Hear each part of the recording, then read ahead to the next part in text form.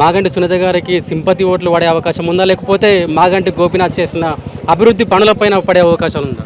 సింపతిని పక్కన పెట్టండి, మీరు సింపతి అనే ఆమెను డిమోషన్ చేయకండి. ఒక్కటి అభివృద్ధి కార్యక్రమాల్లో మాగంటి గారు చేసిన ఘనత ఉన్నది, అందులో కేసీఆర్ ఘనత ఉన్నది. ఇప్పుడు తెలంగాణ రాష్ట్రాన్ని ఏ స్థాయిలో తీసుకొచ్చిండు, ఇప్పుడున్న పరిస్థితి ఏందండి?